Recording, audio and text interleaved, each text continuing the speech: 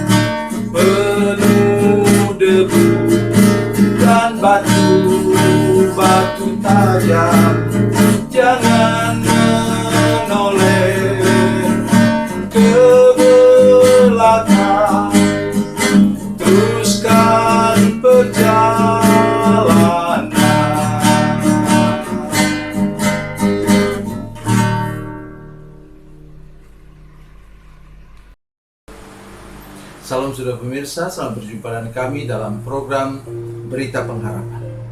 Saya datang menjumpai saudara pada minggu pertama Prapentekosta. Ini sebenarnya sudah minggu kedua pada bulan Mei ini, tetapi saya mengajak saudara sekalian karena yang lalu awal bulan adalah masih minggu terakhir dari hari Paskah. Oleh karena itu sekarang pada hari ini saya ingin memulai menyampaikan kepada saudara sekalian bagaimana pekerjaan Roh Kudus yang membawa kita optimis kepada masa depan. Sebelum mendengar firman Tuhan, mari kita berdoa. Bapa, dalam nama Yesus kami mengucap syukur hari ini bahwa ada firman Tuhan yang menjamin kami bahwa Roh Kudus yang berkuasa untuk menolong kami sehingga tidak ada pintu tertutup, tidak ada jalan buntu dalam hidup kami kalau kami mengandalkan kuasa Roh Kudus. Terima kasih Tuhan untuk pribadi-Mu yang ketiga ini Tuhan, yang menolong kami dalam kehidupan kami setiap hari, terutama ketika keadaan tidak baik dan kurang menguntungkan. Terima kasih Bapa di surga. Dalam nama Yesus, amin. Mari kita buka firman Tuhan dari Perjanjian Lama. Perjanjian Lama, kitab Nabi Sakaria. Sakaria itu bisa ambil dari Matius, mundur, Maleaki, Sakaria. Sakaria pasal 4 ayat yang ke-6. Dan saudara bisa baca ayat 1 sampai ayatnya yang ke-14. Firman Tuhan demikian, Zakaria pasal 4 ayat 6. Maka berbicaralah ia, katanya, inilah firman Tuhan kepada Zerubabel, bunyinya, bukan dengan keperkasaan dan bukan dengan kekuatan, melainkan dengan rohku, firman Tuhan semesta alam. Katakan amin. Bapak Ibu Saudara sekalian, inilah bagian dari firman Tuhan yang mendorong pendirian dari Bait Allah yang kedua. Sesudah umat Tuhan pulang dari pembuangan ke Babel. Apa yang luar biasa di sini? Yang luar biasa di sini ialah Tuhan menyingkapkan rahasia kekuatan angin. Dalam Perjanjian Lama, Perjanjian Baru, itu Roh Kudus dilukiskan sebagai angin. Bapak Ibu sekalian, kalau kita melihat berapa tempat tertentu, terutama di padang gurun, itu ada bukit atau gunung yang rata, gunung batu, ya, oleh karena ditiup oleh angin. Ada pilar-pilar batu yang terbentuk sedemikian rupa karena kekuatan. Di sini firman Tuhan mengatakan bukan dengan kekuatan dan keperkasaan manusia. Bukan. Katanya untuk menyelesaikan masalah, menghadapi pintu tertutup dan jalan buntu. Ayat 7 mengatakan, siapakah engkau gunung yang besar? Di depan Zerubabel engkau menjadi tanah rata. Ia akan mengangkat batu utama, sedang orang bersorak, bagus-bagus sekali batu itu. Ini berita tentang pembangunan Bait Allah yang terhambat. Begitu banyak penghambat. Mengapa? Karena Bait Allah merupakan lambang kehadiran Tuhan di tengah-tengah umat. Saya mengajak kita hari ini, kita sedang menghadapi gunung besar dengan masalah sakit, penyakit, virus yang menyebar. Itu seperti gunung besar. Tapi apakah saudara sadar, firman Tuhan ini mengatakan bahwa kekuatan Tuhan itu seperti dinamit. Roh Kudus itu seperti dinamit. Nanti boleh saudara, nanti saya akan sampaikan satu hari kelak, tidak tahu minggu keberapa, saya akan sampaikan tentang Kisah Rasul 1 ayat 8.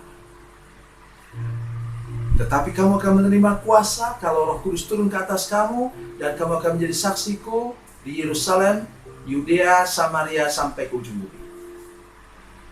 Kata menerima kuasa di sini menggunakan kata dinamis. Dalam bahasa bentuk, bahasa dalam kalimat itu disebut dinamin. Kata itulah yang membentuk kata dinamit. Kuasa, kekuatan yang luar biasa dari Roh Kudus. Bapak Ibu Saudara sekalian, dinamit itu bisa memecahkan gunung batu. Haleluya. Saya mengajak kita hari ini untuk percaya kepada kuasa Roh Kudus. Percaya kepada pribadi Roh Kudus yang mampu mendobrak pintu tertutup, mendobrak jalan buntu, menerobos jalan buntu dalam kehidupan kita. Mengapa? Iblis tidak senang bila kehadiran Tuhan makin melimpah dalam kehidupan gerejanya. Oleh sebab itu, ia mengirimkan hal-hal tertentu yang membuat kita justru tidak lagi bisa berpusat di gereja. Kita memang bisa melihat ini sebagai anugerah Tuhan. Tetapi ingat bahwa latar belakang segala macam yang buruk, masih ingat nanti sebentar baca kitab Ayub, bahwa itu malapetaka dialami oleh Ayub, penyakit alami oleh Ayub, bukan dari Tuhan. Tuhan mengizinkannya karena Tuhan tahu, Allah Bapa tahu kualitas dari iman Ayub. Mari sekarang kita belajar, betul-betul belajar dan percaya, mulai mengandalkan kuasa Roh Kudus dalam segala bidang kehidupan kita. Roh Kudus yang membuat kita bisa tersenyum ke depan. Kenapa? Masih ingat saudara sekalian buah Roh Kudus dalam Galatia pasal 5 ayat 22 sampai 23? Buah Roh Kudus, kasih, sukacita, damai sejahtera. Ini 3 yang utama. Maksud saya ialah ketika kita tidak bisa tersenyum sekarang oleh karena begitu berat keadaan, Roh Kudus bisa memberi kita kuasa untuk bisa tersenyum, Bapak Ibu sekalian. Oh, luar biasa. Ketika kita rasa khawatir, cemas, takut, stres dalam keadaan seperti ini, Roh Kudus bisa memberi kita buah apa? Damai sejahtera, salom dalam hidup kita. Dan mari saudara lihat berikutnya lagi. Siapakah engkau gunung yang besar depan Zerubabel, engkau menjadi tanah rata. Ia akan mengangkat batu utama, sedang orang bersorak, bagus-bagus sekali batu itu. Bapak Ibu sekalian, saya ingin menyampaikan kepada saudara hari ini, menolong saudara sekalian, bahwa di depan Roh Kudus, di depan orang yang dipakai oleh Roh Kudus, diurapi oleh Roh Kudus, maka gunung besar itu berubah menjadi alat membangun bait Allah. Batu yang hasil dobrakan, hasil gusuran Roh Kudus itu justru menjadi batu. Mari kita percaya bahwa segala masalah yang kita alami sekarang, segala pergumulan yang kita alami sekarang ini akan Tuhan ubah menjadi berkat, pendorong untuk kita lebih sungguh-sungguh lagi, lebih sungguh-sungguh, lebih serius lagi untuk mengikut Tuhan. Tuhan Yesus memberkati, Tuhan Yesus baik. Mari kita berdoa. Bapa, dalam nama Yesus, terima kasih Tuhan. Ada Roh Kudus, Roh penolong, Roh penghibur yang menyertai kami sesudah Yesus naik ke surga. Oleh karena itu kami percaya sungguh-sungguh pada hari ini, sebagaimana nubuatan dari kitab Nabi Zakaria, bahwa kami akan mengalami kenyataan yang luar biasa, bahwa segala penghambat dalam hidup kami akan Tuhan ubahkan menjadi berkat bagi kami semua sebentar lagi. Terima kasih Tuhan untuk pengharapan yang luar biasa ini. Dalam nama Yesus. Haleluya. Amin.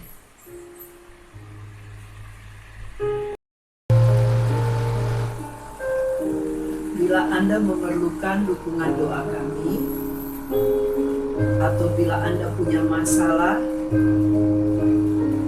yang ingin didoakan, silakan menghubungi nomor telepon kami 0812 7661 1125. Dan bagi Anda yang berada di luar negeri, silakan menghubungi +62 812 7661 1125. Tuhan Yesus memberkati, Tuhan Yesus baik.